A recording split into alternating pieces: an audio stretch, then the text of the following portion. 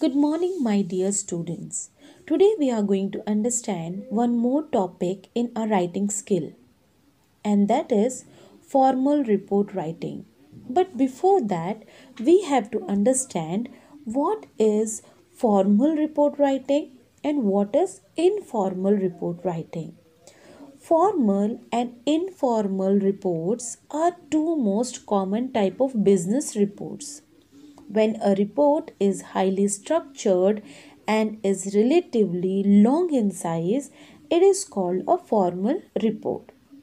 On the other hand, when a report is less structured and is short in size, it is called an informal report. So today in our video, we are going to understand formal report writing in detail. So, in this video, we will first understand what is report writing, then we will go through the format of report writing, and then we will look one example of report writing. So, let's get started. But first, we have to understand the meaning of report writing. Now, what is report writing? A report is a clear and concise document which is written for a particular purpose and audience. Let's understand the three important parts of the definition here, and that is clear, concise, and purpose. Now, first, we have to understand the clear. Clear means it should possess clarity of expression and must not deviate from the objective. Second is concise. It means it should be of shorter length, not more than 200 words, but it depends on the question. Next is purpose. Purpose means it is written to provide certain information. It may be regarding an event or an incident, and it is meant for the particular audience. Report is written for school news, journals, and newspapers. Now, student, here are some important points we have to remember while writing report writing. So, first is it must be written in past tense. Second is we don't use the first person, that is I, me pronouns. We try to use the third person. Third is we should use indirect speech. And the last one is we use passive voice. Now students, let's move on the format of report writing. First, draw a rectangular box, but it is not necessary to draw a box. It is up to you. In the middle, write the heading. You should remember that always write the heading in a capital letter. Heading contains the event name. Next is in right hand side, write reported by name of the reporter and designation. Now, on the left hand corner, write the place, date on which the event is written. After, let's move on the body. Student, you have to understand that always write the report writing in 3 paragraphs. Now, let's see the body in detail. In body of report writing, first is introduction, then main content, and the last one is conclusion. Now first take the introduction. In introduction, the first line answer the questions in a sequence. What is the event? Who conducted it? When was it conducted? And where was it conducted? Now next, in the second line, answer the questions like why it was conducted. And in the third line, you can write the volunteers or participation that participated in the event. In this way, you can complete the introduction of the report writing properly. Now let's move on the main content. Now here you have to write how the event started and what were the highlights of the event.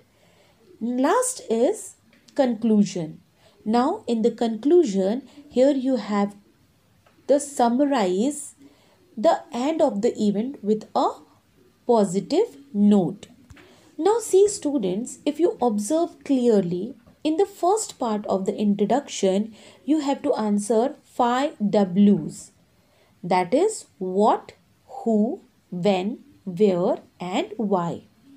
In the second paragraph, you need to answer how.